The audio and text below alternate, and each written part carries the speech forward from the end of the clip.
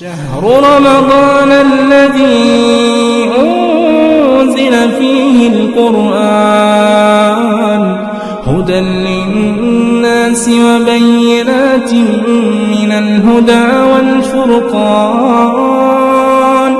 فمن شهد منكم الشهر فليصمه ومن كان مريضا أو على سفر فعدة من أيام أخر يريد الله بكم اليسر ولا يريد بكم العسر ولتكملوا العدة ولتكبروا الله على ما هداكم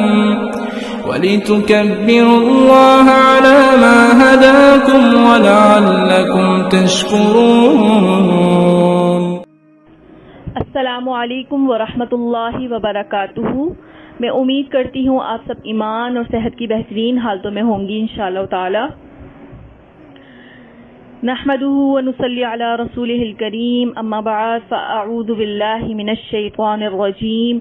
بسم الله الرحمن الرحيم. رب اشرح لي صدري ويسر لي امري واحلل عقدة من لساني يفقهوا قولي.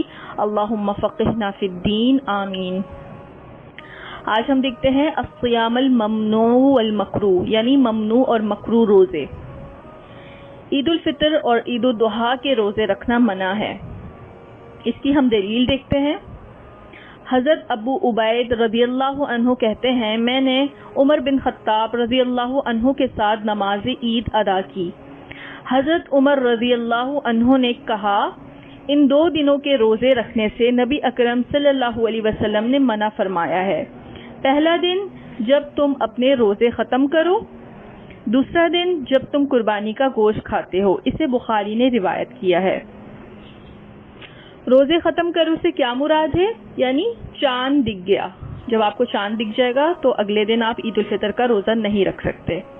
اور دوسرا دن جب تم قربانی کا گوشت کھاتے ہو یعنی کہ عید الاضحیٰ، تو عید کے دن، دونوں عید کے دن روزے رکھنا منع ہے. صرف جمعے کے دن کا روزہ رکھنا مکروہ ہے. بعض لوگ عبادت سمجھتے ہوئے صرف جمعے کو خالی ایک روزہ رکھیں اور اس کو یہ سمجھیں کہ یہ بہت نیکی ہے کہ جمعے کا دن ہے تو ہم جمعے کا روزہ رکھ لیتے ہیں یا جمعے کو کوئی اور عبادت کر لیتے ہیں، تو یہ چیز پھر مکروہ ہو جائے گی. اگر کوئی شخص اپنے معمول کے مطابق جمعے کا روزہ رکھے تو جائز ہے. مثلا اگر کوئی شخص ہر دوسرے یا تیسرے دن روزے رکھنے کا عادی ہے اور کسی دن جمعے کا روزہ آ جاتا ہے تو وہ جائز ہے. اس کی ہم دلیل دیکھتے ہیں. حضرت ابو ہریرہ رضی اللہ عنہ سے روایت ہے کہ نبی اکرم صلی اللہ علیہ وسلم نے فرمایا جمعے کی رات، جمعہ اور جمعرات کی درمیانی رات کو قیام اللیل کے لیے مقرر نہ کرو اور نہ جمعے کا دن روزے کے لیے مخصوص کرو. ہاں اگر کوئی شخص روزے رکھنے کا عادی ہو اور اس میں جمعہ آ جائے تو پھر جائز ہے. اسے مسلم نے روایت کیا ہے. ایک اور ہم دلیل دیکھتے ہیں. حضرت ابو ہریرہ رضی اللہ عنہ کہتے ہیں کہ میں نے رسول اللہ صلی اللہ علیہ وسلم کو فرماتے ہوئے سنا ہے کوئی آدمی صرف جمعے کا روزہ نہ رکھے، اگر رکھنا چاہے تو ایک دن پہلا یا پچھلا ساتھ ملا کر رکھے، یعنی جمعرات اور جمعے کا یا جمعے اور ہفتے کا. اسے بخاری نے روایت کیا ہے. اب یہاں پر ہم تھوڑی سی بات کرتے ہیں. بعض لوگ جمعے کے دن کو خاص طور پر عبادت سمجھ کر ایسے کام کرتے ہیں کہ آج جمعے کی رات ہے ہم کچھ پڑھ لیں، یا آج جمعہ ہے تو روزہ رکھ لیں، یا تسبیح نماز پڑھ لیں، یا صبح میں کچھ ایسے کام کر لیں. تو اس کے بارے میں کیا حکم ہے؟ تو پہلی بات یہ دیکھیں کہ جمعہ افضل ہے، اس میں کوئی شک نہیں. اللہ کے نبی صلی اللہ علیہ وسلم نے فرمایا کہ جمعہ عید کی طرح ہے. ایک مسلمان کو جمعے کا اہتمام کرنا چاہیے، لیکن آپ نے صرف اتنی ہی بات کہہ کر نہیں چھوڑ دیا، ہمیں جمعے کے بارے میں بہت ساری چیزیں بھی بتائی ہیں. تو جو کام آپ صلی اللہ علیہ وسلم نے بتا دیے تو وہ تو آپ کریں. اس کے علاوہ اگر آپ کرتے ہیں تو وہ آپ کا اپنا عمل ہے، لیکن ہاں اس کے لیے نہ کسی کو پابند کریں، نہ خود اپنے آپ کو کسی چیز کے لیے پابند کریں. یہ نہ سمجھیں کہ میرے لیے آج پڑھنا زیادہ اجر ہے. جیسے تسبیح نماز کی بات ہے، آپ جمعے کے دن پڑھیں یا کبھی بھی پڑھیں تو اجر تو سیم ہی ہے. لیکن اللہ کے نبی صلی اللہ علیہ وسلم نے جمعے کے دن کی جو ہمیں فضیلت بتائی ہے اور جمعے کے دن کے جو کام کرنے کے بتائے ہیں اس کا تو پھر آپ اہتمام کریں. میں ان میں سے آپ کو بتا دیتی ہوں جو ہمیں پتہ چلتی ہیں حدیث سے، کہ جمعے کے دن کثرت سے درود شریف پڑھنا چاہیے، جمعے کے دن سورہ کہف پڑھنی چاہیے اور نماز جمعہ پڑھنا چاہیے، غسل کرنا چاہیے، خوشبو لگانی چاہیے. خوشبو صرف مردوں کے لیے ہے، اگر عورتیں لگائیں گی تو وہ پھر گھر میں لگا سکتی ہیں. مسجد جاتے ہوئے یا باہر جاتے ہوئے عورتیں خوشبو کا اہتمام نہیں کریں گی.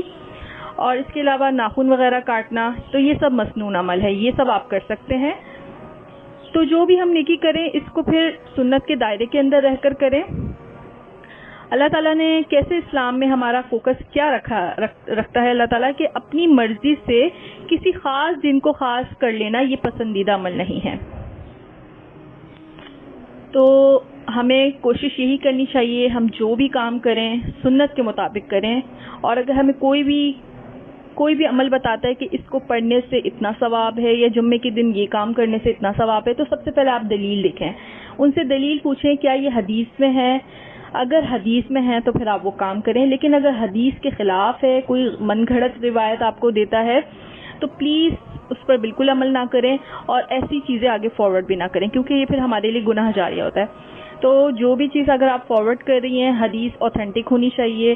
اور آپ نے عبادت میں ہمیں جو ہے اوتھینٹک حدیث چاہیے ہوتی ہے، کیونکہ دلیل چاہیے ہوتی ہے، عبادت میں دلیل چاہیے ہوتی ہے. تو ہمیں کیا کرنا ہے، اگر کوئی بھی ہمیں کوئی بھی چیز بتاتا ہے کہ آپ یہ عمل کریں تو اس میں اتنا ثواب ہے یا یہ عمل کریں اس میں اتنا ثواب ہے، تو آپ نے سب سے پہلے دلیل دیکھنی ہے کیا یہ ہمارے نبی پاک صلی اللہ علیہ وسلم نے یہ کام کیا. اگر وہ کام نبی اکرم صلی اللہ علیہ وسلم سے ثابت ہے تو پھر آپ وہ کام کریں، لیکن اگر نبی اکرم صلی اللہ علیہ وسلم سے ثابت نہیں ہے تو پھر آپ کو کوئی اجر نہیں ملے گا. آگے ہم دیکھتے ہیں صوم وصال یعنی شام کے وقت روزہ افطار نہ کرنا اور کچھ کھائے پیے بغیر اگلا روزہ شروع کر دینا مکروہ ہے. اس کی ہم دلیل دیکھتے ہیں. حضرت ابو ہریرہ رضی اللہ عنہ کہتے ہیں رسول اللہ صلی اللہ علیہ وسلم نے صوم وصال سے منع فرمایا تو ایک آدمی نے عرض کیا یا رسول اللہ صلی اللہ علیہ وسلم آپ تو صوم وصال رکھتے ہیں. آپ صلی اللہ علیہ وسلم نے فرمایا تم میں مجھ جیسا کون ہے، میں رات کو سوتا ہوں تو مجھے میرا رب کھلاتا بھی ہے پلاتا بھی ہے. اسے بخاری اور مسلم نے روایت کیا ہے. یعنی آپ کا عمل ایسا تھا کبھی اگر گھر میں کھانے کو کچھ نہ ہوتا تو آپ کہہ دیتے کہ میرا روزہ ہے. تو آپ اس طرح کر سکتے تھے، تو کہا ہم کیوں نہ کریں. تو آپ صلی اللہ علیہ وسلم نے فرمایا اللہ مجھے کھلاتا ہے. تو یہ کون سے کھلانے تھے؟ اللہ تعالیٰ روحانی طور پر جب بندہ اللہ تعالیٰ سے محبت کرتا ہے اور پلس اللہ کے راستے میں لگ جاتا ہے تو اس کی بھوک پیاس ویسے ہی کم ہو جاتی ہے. اور یہ بھی مطلب ہے جب زندگی میں ایک مقصد آ جاتا ہے، جتنا مقصد بڑا ہوتا جاتا ہے اتنا آپ کی اپنی ذات پر لگنے والا وقت مختصر ہوتا جاتا ہے. پھر کھانا پینا جو ہوتا ہے وہ انجوائمنٹ کے لیے نہیں رہتا، بلکہ پھر وہ ایک ضرورت کے تحت ہو جاتا ہے، جس ضرورت کو پورا کرنے کے لیے انسان کھاتا ہے. تو لہٰذا نبی اکرم صلی اللہ علیہ وسلم کا یہ کہنا کہ اللہ تعالیٰ مجھے کھلاتا تھا، اس سے مراد کوئی غلط نہ سمجھے، کیونکہ بعض لوگوں نے پھر اس پر بھی تصوف کی طرف گئے اور انسانوں نے بھی اس چیز کے دعوے کیے کہ فلاں کو کھانے کی ضرورت نہیں. تو اس طرح کی باتیں، انسان ہے بھوک تو لگتی ہے، لیکن جب انسان مصروف ہوتا ہے کوئی مقصد ہوتا ہے تو پھر وہ بھوک اتنی اہم نہیں ہوتی. اور آپ آزما کر دیکھیں جب آپ ذہنی طور پر خالی ہوں گے تو آپ کا سارا دن کھانے کا دل چاہے گا. کبھی دل چاہے گا چائے پی لیں، کبھی دل چاہے گا اسنیکنگ کر لیں، کبھی دل چاہے گا کوئی میٹھا کھا لیں. تو پھر فارغ لوگ زیادہ کھاتے ہیں، اور جو بامقصد انسان ہوتا ہے صرف ایک موقع پر کھائے گا، پھر اس کو کچھ گھنٹے تک کھانے کی ضرورت نہیں رہتی۔ اب ہم اگلا مسئلہ دیکھتے ہیں۔ رمضان شروع ہونے سے پہلے استقبال کے طور پر روزے رکھنا منع ہے۔ تو اس سے پتہ چل رہا ہے کہ یعنی کہ خاص طور پر ہمیں استقبال کے لیے روزے نہیں رکھنے چاہیے۔ بعض لوگ اس کو سلامی روزے کہتے ہیں، تو ایسا پھر کوئی مسئلہ نہیں ہے۔ تو ایسے استقبال کے طور پہ روزے رکھنا منع ہے رمضان کے شروع میں۔ اگر کوئی شخص اپنے گزشتہ معمول کے مطابق روزے رکھتا چلا آ رہا ہے اور وہ دن اتفاقاً رمضان سے 1 یا 2 روز پہلے آ گیا تو کوئی حرج نہیں ہے پھر اس میں۔ اس کی ہم دلیل دیکھتے ہیں۔ حضرت ابو ہریرہ رضی اللہ عنہ کہتے ہیں رسول اللہ صلی اللہ علیہ وسلم نے فرمایا، رمضان سے 1 یا 2 روز پہلے کوئی آدمی روزہ نہ رکھے، البتہ وہ شخص جو اپنے معمول کے مطابق روزے رکھتا آ رہا ہے وہ رکھ سکتا ہے۔ اسے بخاری اور مسلم نے روایت کیا ہے۔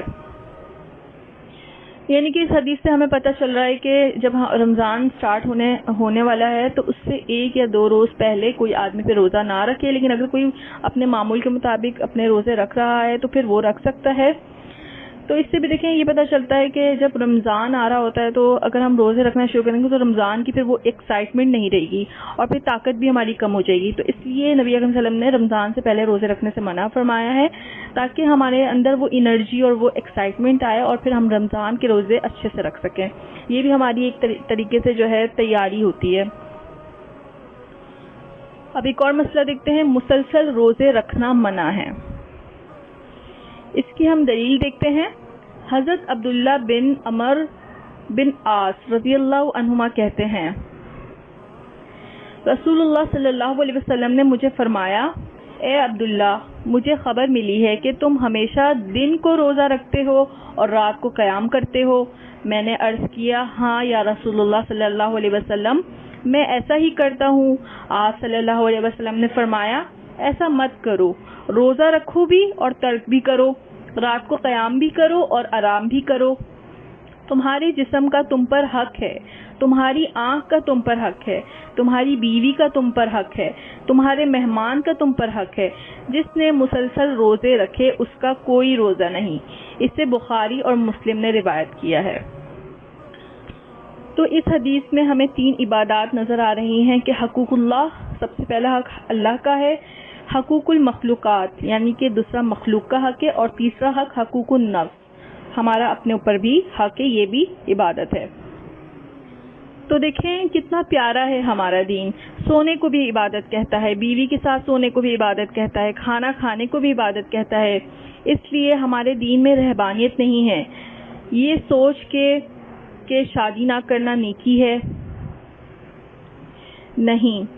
اور آج کل آپ یہ دیکھیں یہ ٹرینڈ بڑھتا جا رہا ہے، پتہ نہیں دنیا کے رنگ میں بڑھتا جا رہا ہے یا لوگ دین سمجھ کر شادی کرنا نہیں پسند کرتے، حالانکہ یہ فطرت کے خلاف ہے۔ تو انسان ہر کام میں ایک تناسب رکھے، نہ ایک حد پر جائے نہ دوسری حد پر۔ اب ہم اگلا مسئلہ دیکھتے ہیں، ایام تشریق یعنی 11، 12، 13 ذوالحج کے روزے رکھنا منع ہے، البتہ جو حاجی قربانی نہ دے سکے وہ مینا میں ایام تشریق کے روزے رکھ سکتا ہے۔ اس کی ہم دلیل دیکھتے ہیں۔ حضرت عائشہ اور حضرت ابن عمر رضی اللہ عنہم سے روایت ہے کہ ایام تشریق میں کسی آدمی کو روزہ رکھنے کی اجازت نہیں دی گئی سوائے اس حاجی کے جو قربانی دینے کی طاقت نہ رکھتا ہو۔ اسے بخاری نے روایت کیا ہے۔ تو اس حدیث سے ہمیں یہ پتہ چل رہا ہے کہ ایام تشریق یعنی 11، 12، 13 ذوالحج کے روزے رکھنا منع ہے، اور اگر کوئی حاجی ہے اور وہ قربانی نہ کرنے کی استطاعت نہیں اس کی، تو وہ پھر مینا میں ایام تشریق کے روزے رکھ سکتا ہے۔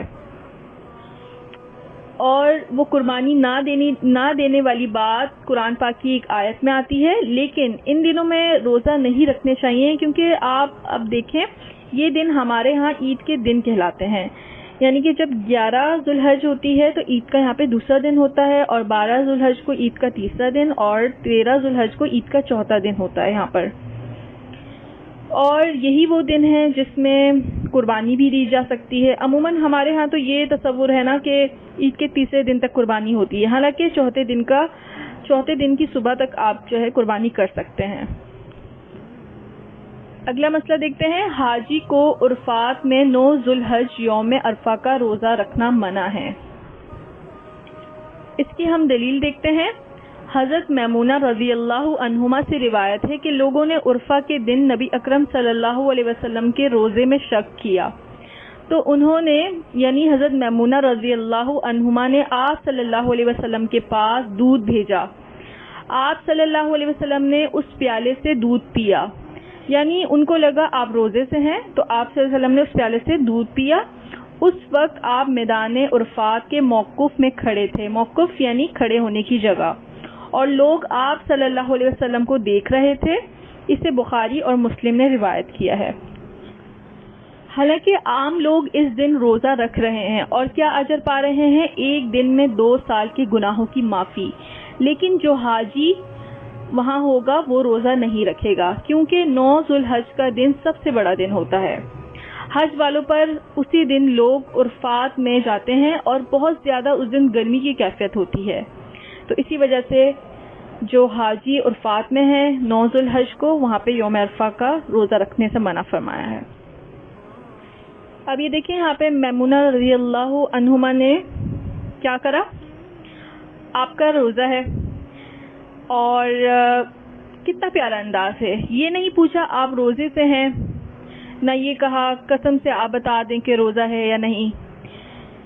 کسی کا بھی روزہ آزمانا ہے نا، تو آپ اس کے لیے یہ طریقہ اختیار کر لیں، کوئی ایسا عمل پیش کر دیں اس سے پتہ چل جائے اگر وہ روزے دار ہوگا تو خود ہی وہ اس کا کھانا، مطلب کوئی بھی آپ کھانا اگر اس کے آگے پیش کریں گے وہ نہیں کھائے گا، یا اگر آپ جو ہے اس کے آگے کھانا رکھتے ہیں اور وہ کھا لیتا ہے تو اس سے پتہ چل جائے گا انسان کو کہ روزہ ہے یا نہیں، تو لہٰذا پتہ چل جائے گا۔ تو میمونہ رضی اللہ عنہما نے دودھ بھیجا، آپ صلی اللہ علیہ وسلم نہیں پیتے تو پتہ چل جاتا کہ یعنی کہ روزہ ہے، لیکن آپ نے پی لیا تو پتہ چلا روزہ نہیں ہے۔ تو یہ حکمتیں انسان کو اپنی عملی زندگی میں بھی انشاءاللہ فائدہ دیتی ہیں۔ اب ہم ایک اور مسئلہ دیکھتے ہیں، نصف شعبان کے بعد روزے نہیں رکھنے چاہیے۔ اس کی ہم دلیل دیکھتے ہیں۔ حضرت ابو ہریرہ رضی اللہ عنہ کہتے ہیں رسول اللہ صلی اللہ علیہ وسلم نے فرمایا، جب نصف شعبان باقی رہ جائے یعنی رمضان سے 15 دن پہلے تو نفلی روزے نہ رکھو۔ اسے ترمذی نے روایت کیا ہے۔ اس پر ہم پھر بات کر چکے ہیں کہ اس کی حکمت کیا ہے کہ انسان پھر آنے والے رمضان کے دنوں کے لیے تیار ہوگا۔ اب اگلا مسئلہ دیکھتے ہیں، عورت کا اپنے شوہر کی اجازت کے بغیر نفلی روزہ رکھنا منع ہے۔ اس کی ہم دلیل دیکھتے ہیں۔ حضرت ابو ہریرہ رضی اللہ عنہ سے روایت ہے کہ رسول اکرم صلی اللہ علیہ وسلم نے فرمایا، کوئی عورت اپنے شوہر کی موجودگی میں اس کی اجازت کے بغیر سوائے رمضان کے روزوں کے نفلی روزہ نہ رکھے۔ اسے ترمذی نے روایت کیا ہے۔ سب سے پہلے تو اس حدیث میں اس بات پہ غور کریں کہ کوئی عورت اپنے شوہر کی موجودگی میں، ٹھیک ہے، موجودگی میں، تو یعنی اس سے یہ پتہ چل رہا ہے نفلی روزہ عورت شوہر کی موجودگی میں اس کی مرضی کے بغیر نہیں رکھ سکتی۔ اس لفظ کو غور کریں کہ شوہر کی موجودگی میں، اس میں ایک حکمت ہے۔ اب ایک مرد رہتا ہی باہر ہے، جاب کے سلسلے میں یا کاروبار کے سلسلے میں، یا کسی کو ملنے گیا ہے اور بیوی پیچھے اکیلی ہے، اب روزہ رکھنا چاہتی ہے، تو کیا شوہر کو کال کرے یا کال کرے گی اجازت نامہ لینے کے لیے، یا ای میل کرے گی؟ ایسی بات نہیں ہے۔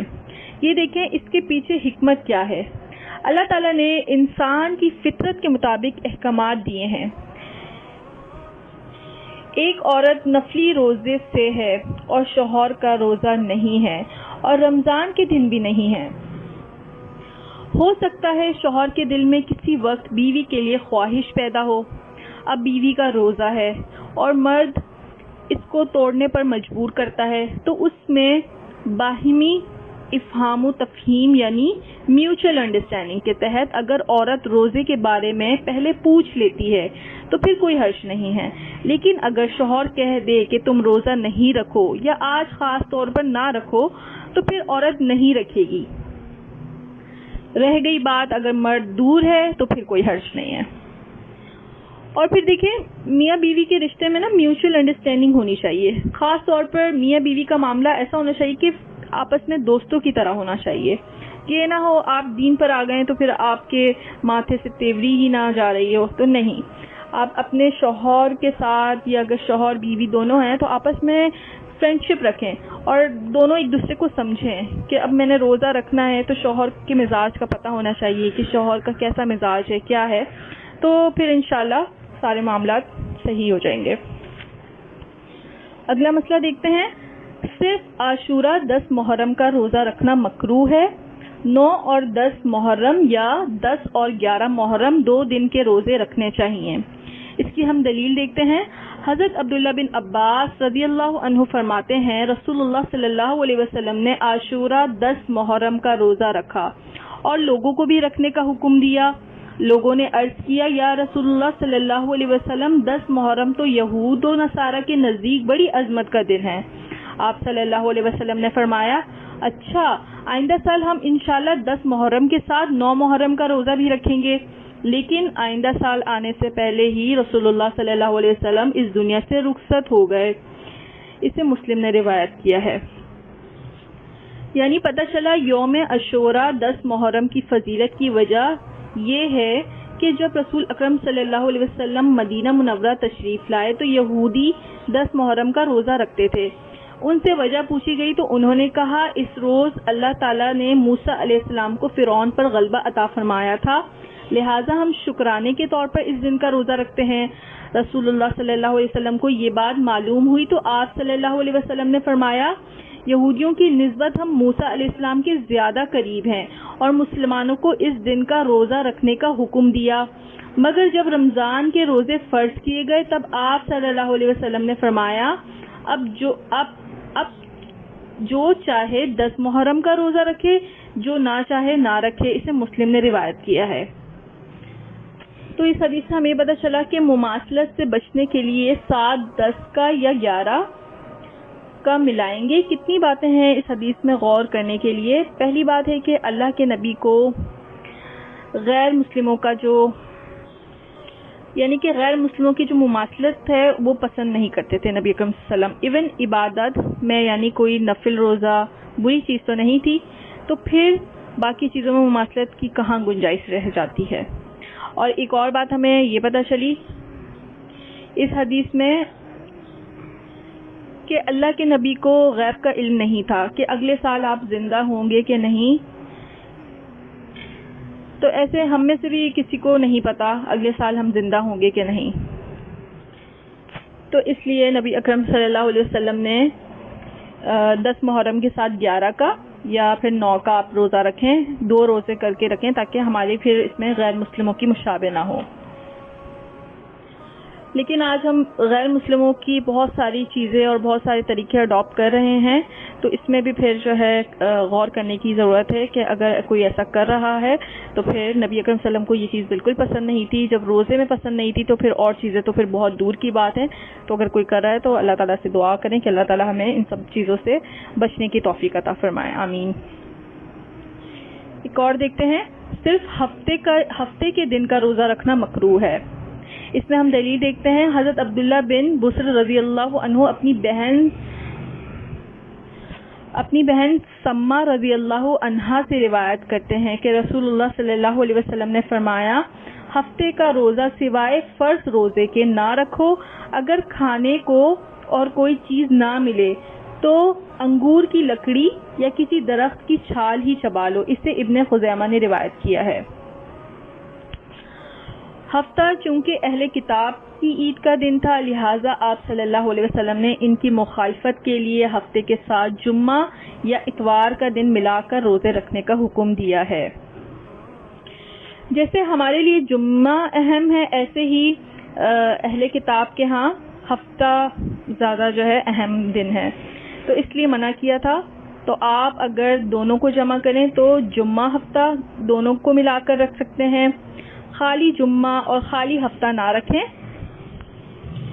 یعنی یہاں پر مراد یہ ہے کہ خالی ایک دن کو اسپیشل عبادت کا دن بنا کر اس کی عبادت کرنا, تو اس کی اجازت نہیں ہے۔ جزاک اللہ خیرا کثیرا۔ السلام علیکم ورحمۃ اللہ وبرکاتہ۔